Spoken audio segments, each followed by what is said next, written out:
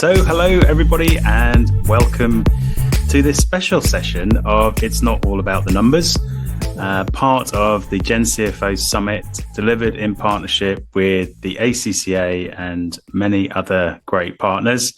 My name is Chris Argent and I'm just going to go through a few house slides before we get into the podcast as normal.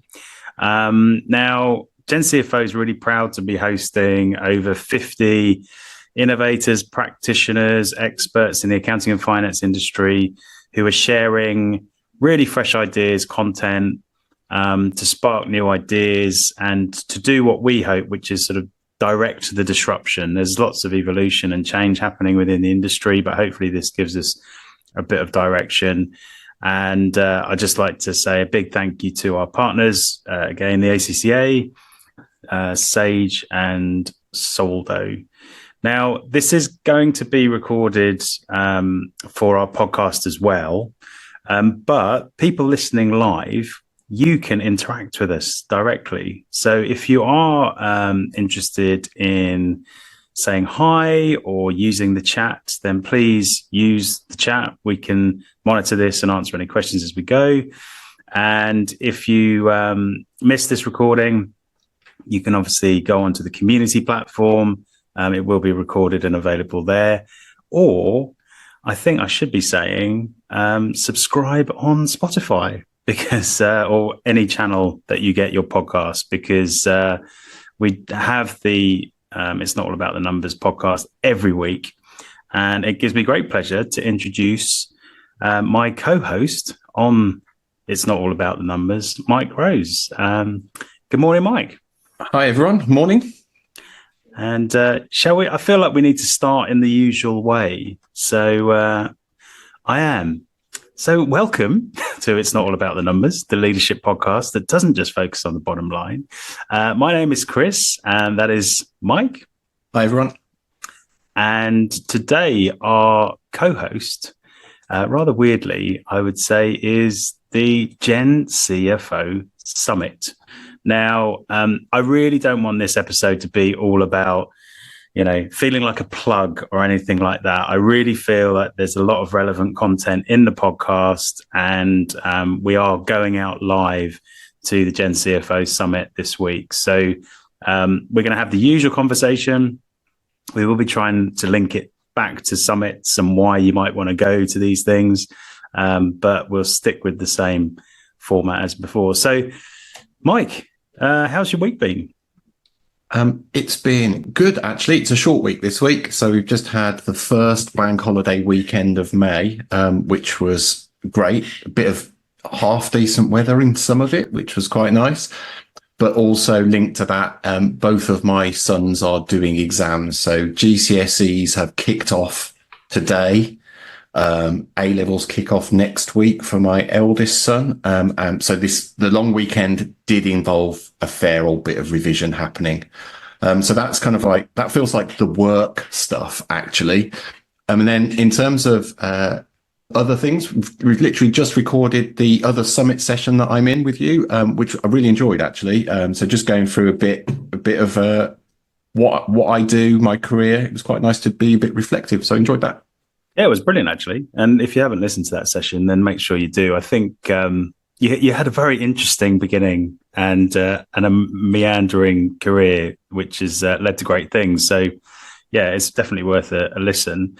My week was similar in a way, but very different levels. My son's been studying for his SATs, which, equal pressure to an 11-year-old.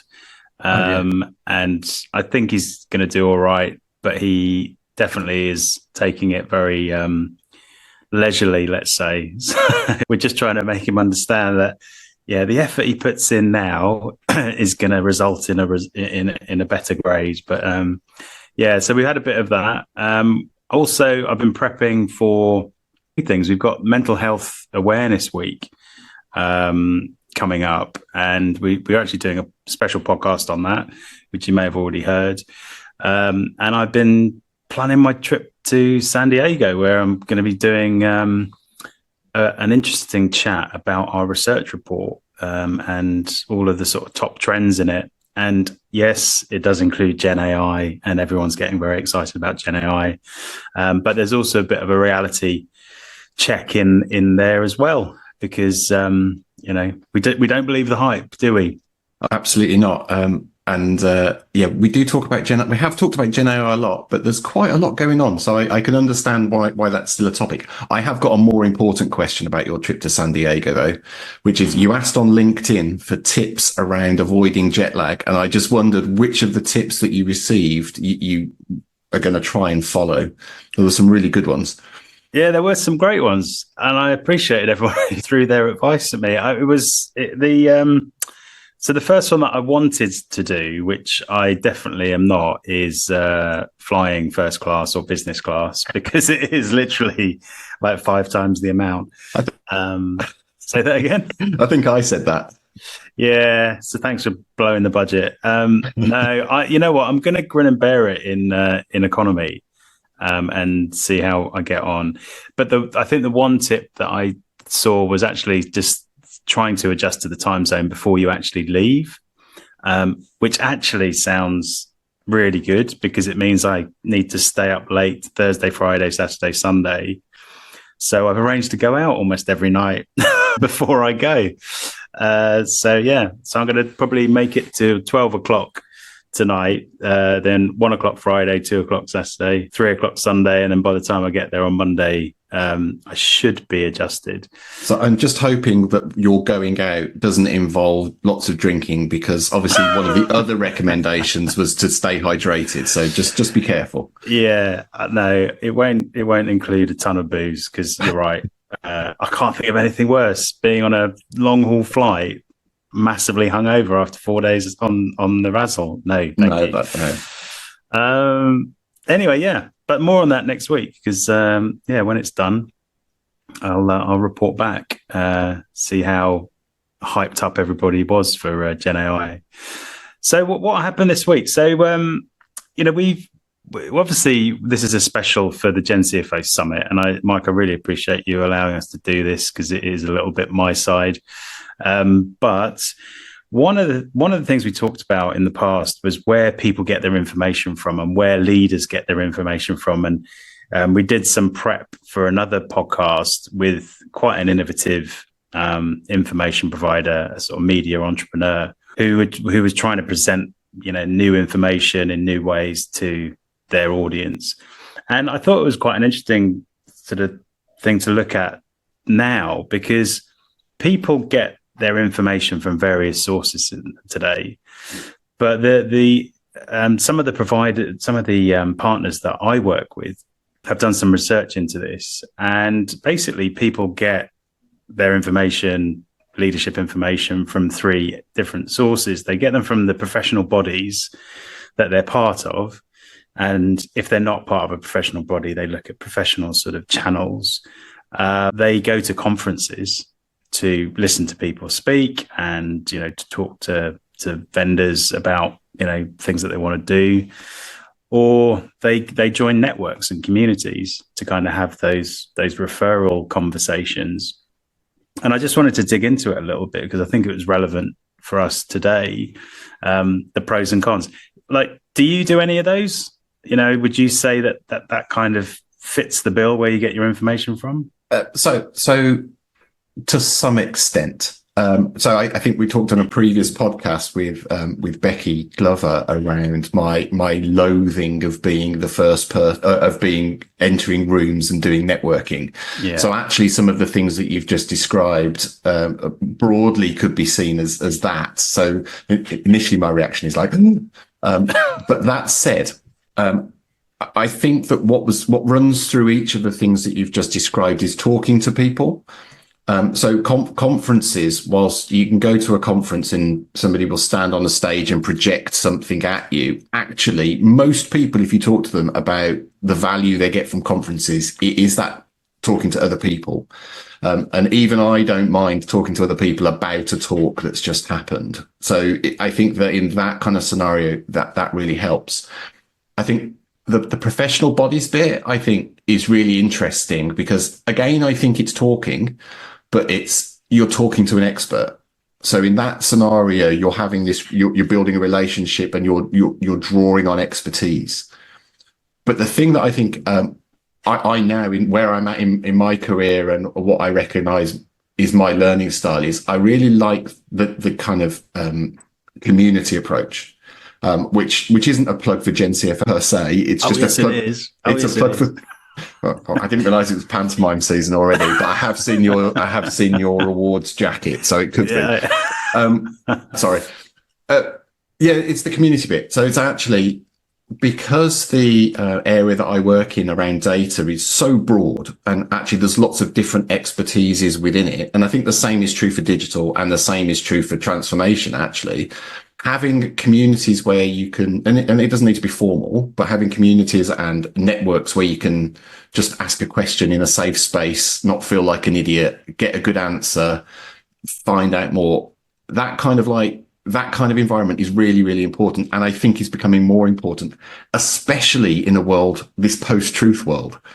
So one of the things that I thought about 5 years ago, I got lots of information from Twitter. Twitter was a great way of networking with peers. It was a great way, but it's just not anymore.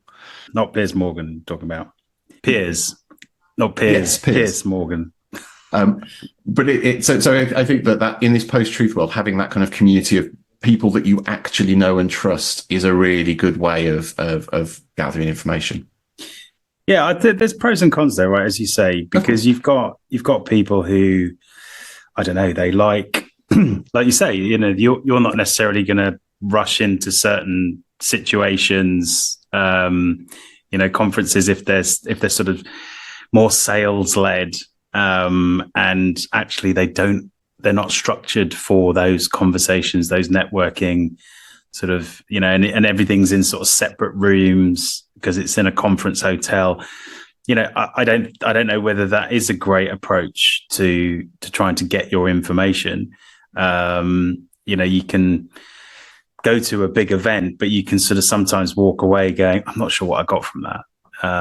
So I think there are pros and cons.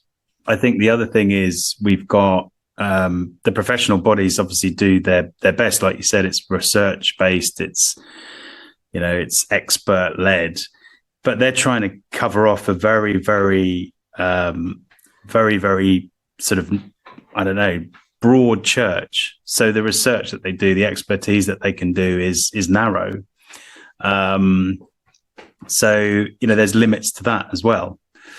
So I'm inclined to agree. There's almost like in this new world, there is a hybrid version, and obviously, I talk about GenCFO and GenCFO Summit, but there is a hybrid version of this because so many people are signing up saying it's great that we can do this virtually.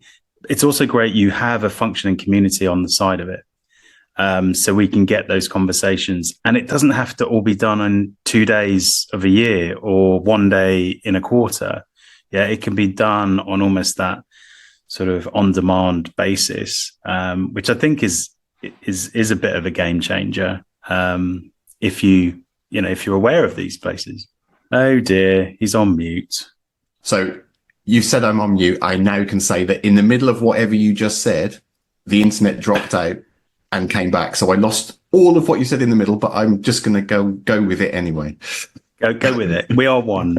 I'm sure you know something along the lines that I just said. So yeah, where I was going to go was alongside the GenCFO community. I've worked for the last 5, 6, 7 years now with an open community across government called One Team Gov, but also GovCamp, and both of those have run what's called unconferences. So these are open space events where actually the agenda gets generated on the day. And the whole, it's very similar to the lean coffee that you've been running recently in your lunch and learns. But the whole purpose of that is the side conversations, the extra conversations to develop that kind of the relationships between people. You actually create an environment where those are the agenda. And I think through that, you can then start to build the kind of digital community. So on Slack or on a community or on LinkedIn, because you know the people. So I definitely think that the hybrid approach is very successful. And we were talking, I think it was Walter Rebergen that we were talking to a couple of weeks ago. And he was more in the SaaS space. And he said, sometimes, community tends to function when there's a strong desire to try and talk to each other about problems or, common visions or making change together. And the SaaS community seems to do this very well, services as software.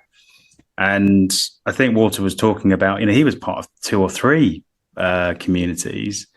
And he said that the peer learning from them and the support, informal support, the opportunities that came up for a bit of, profile building or, whatever it was, he said it was just so very different to all of those traditional routes that I talked about at the start.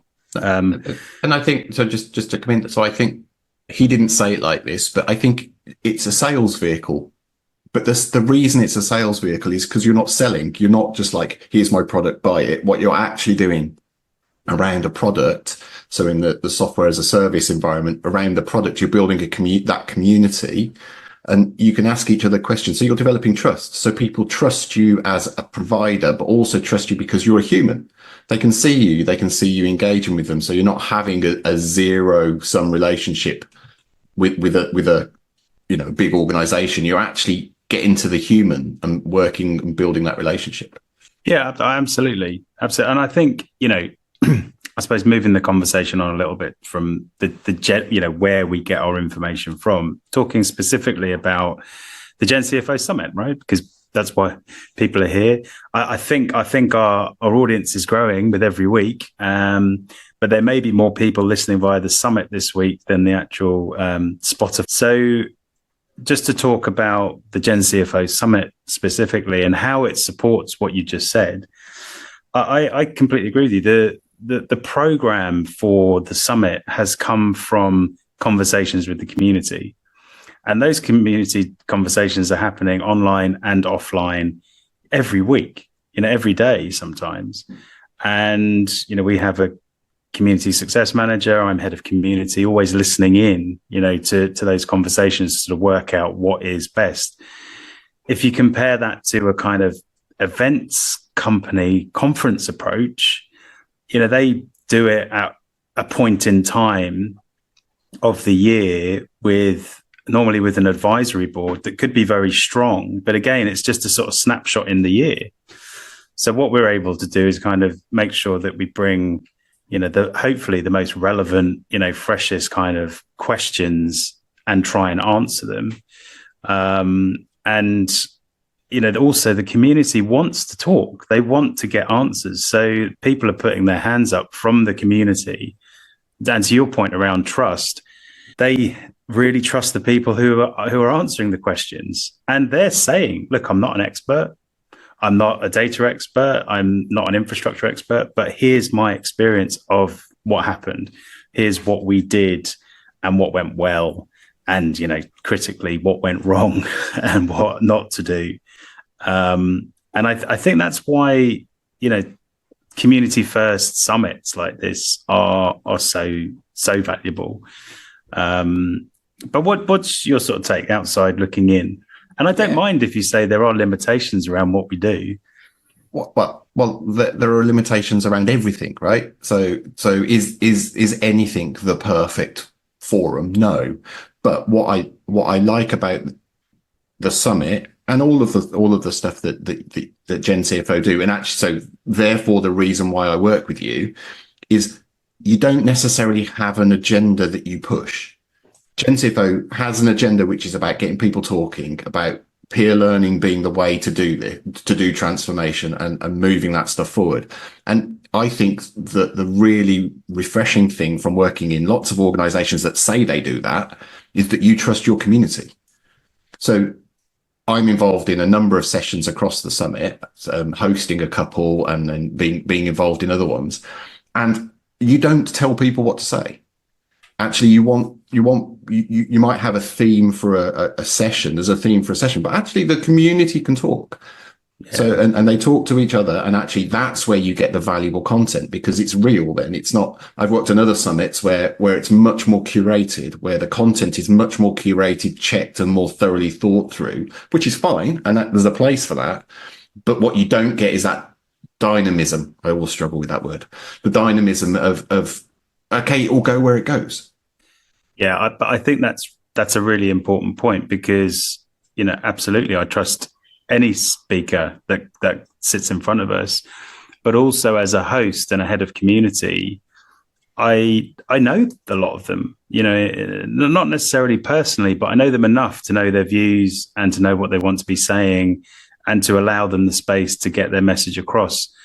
And that's very different to, being a sort of journalist and having a facilitator reading, interview questions. Yeah. And as a result, it goes from kind of news night chat to, podcast chat. It's more sort of informal.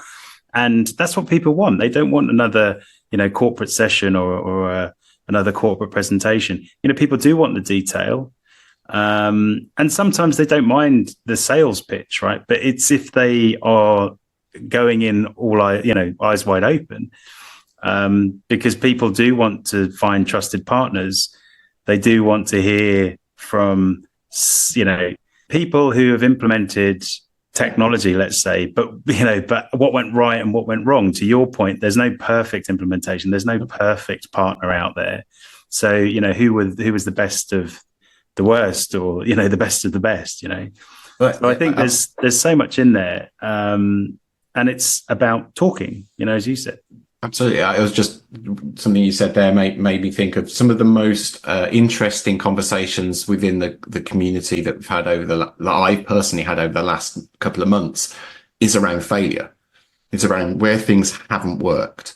And it's that, again, back to trusting the community and the community trusting GenCFO. I think that being able to have a space where people are happy to talk about where things haven't worked in a way that others can learn from it really illustrates that point around trust.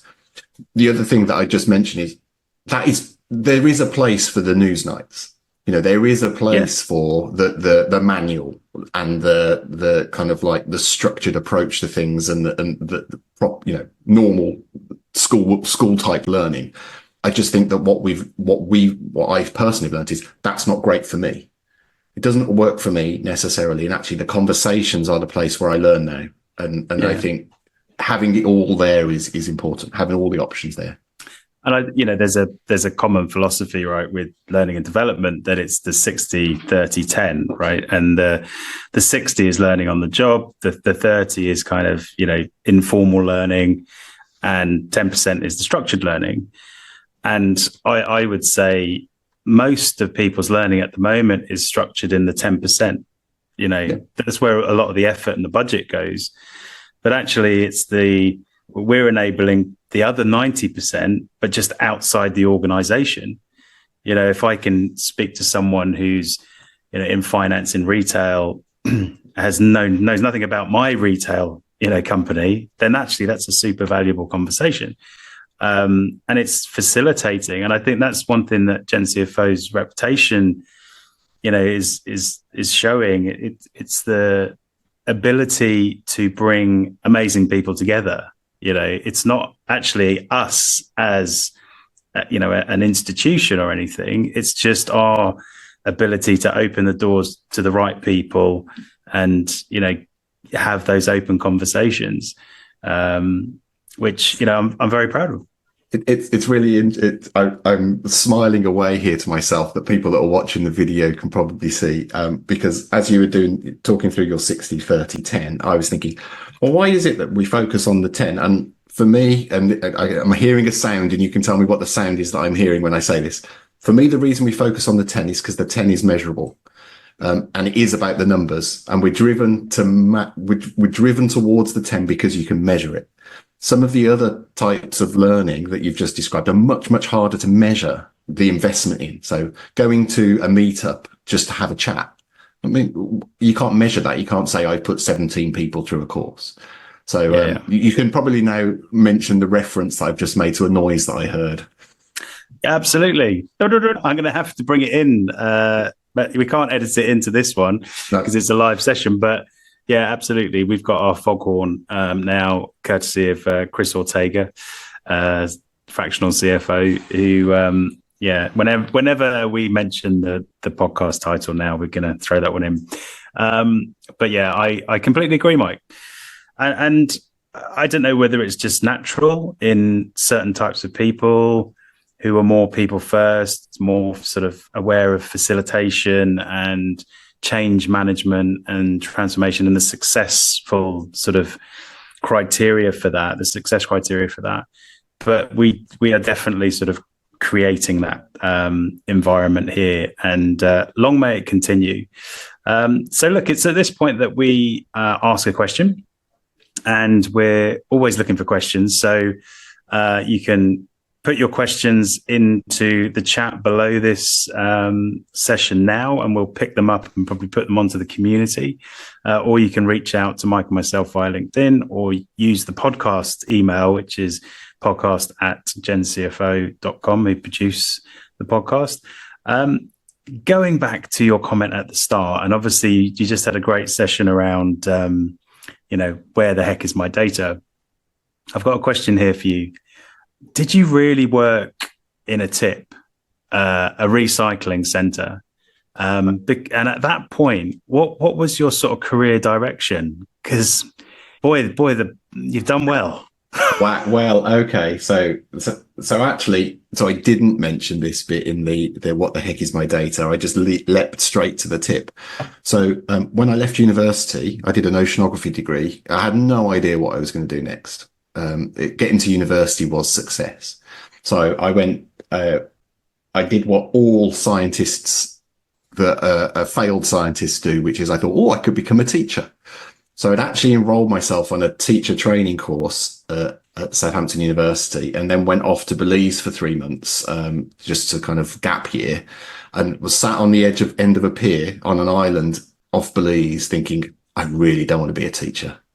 So I decided I wanted to work in the environment, and the only thing I could think of was working for the Environment Agency. So I applied, and the job that I got at the Environment Agency was in waste regulation. Didn't care, just wanted to work in the organisation. Didn't really know what waste regulation was. So yeah, as a pretty wet behind the ears recent graduate, I ended up working in South Essex. Turned up day one. Here's a van. Here's the keys to a van. Here's your hard hat. Here's a list of licenses. Go off and inspect.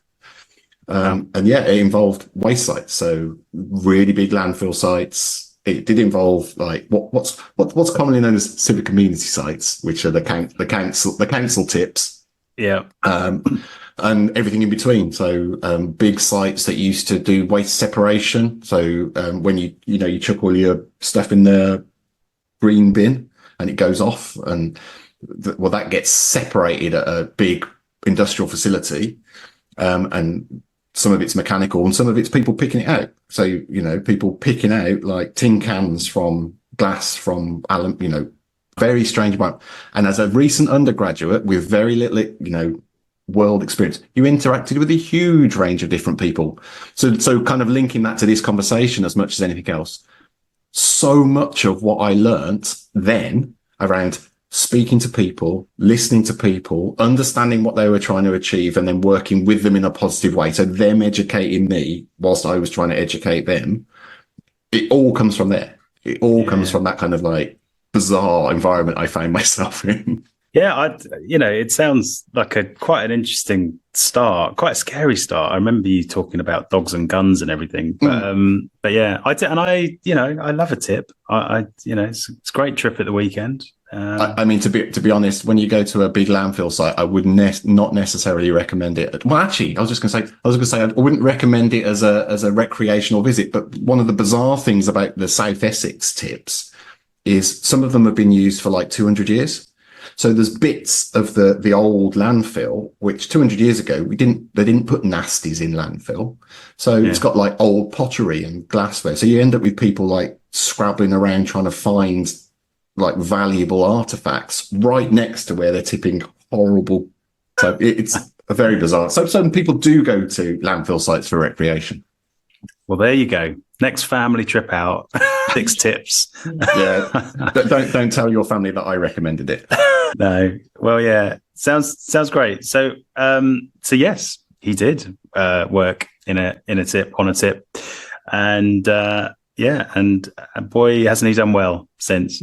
So moving on to good data, bad data, and just wrapping up. So I've got some good data this week. So the summit is happening, and the GenCFO Summit started out as an idea 4 years ago, I think it was. This is before the pandemic, just before the pandemic, and we were talking about doing a virtual summit for all of the reasons we just talked about, being inclusive and getting those conversations going. And today, it's grown and grown and grown, and we have this year we're well over 1,000 regs, and we have grown by 40% year on year, which and it's growing. Like the registration isn't closed yet. People are still part of what we're doing, and it's fantastic to see. So it is a bit self-congratulatory, but I think you've got to call that out and say a huge thank you to the GenCFO team, Sophie, Ryan, Orla, and Kira, who have put it all together. And it definitely is a team sport. I liken it to rugby and someone taking the ball up and spinning it out wide and letting me just run it in. That's what you guys see, but there's a huge amount of effort that goes in. So yeah, really good data. So I wanted you to talk about this. So just to be clear to everybody that's listening, this wasn't self-indulgent from Chris. I said we should talk about this, but I am now got the image of you as a winger in rugby in my brain, and that to be honest, that's something I'd pay to see. I'd pay to see you running down the wing. I think it would be. Yeah. It would definitely look like it was in slow-mo. Yeah.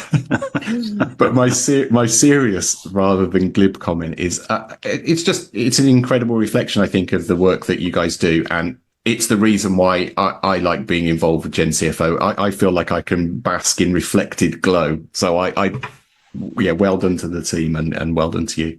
Absolutely. And it's not, without our partners and our sponsors and our associates and people putting their hands up to support, without them, we'd just be an idea still. So, yeah, I couldn't agree more. And because it's, all good news, we're going to skip bad news, bad data this week. And I think we're just going to wrap it up there. So, obviously, if you're interested in hearing more from Mike, then listen to his where the hell is your data session on GenCFO, or reach out to him directly.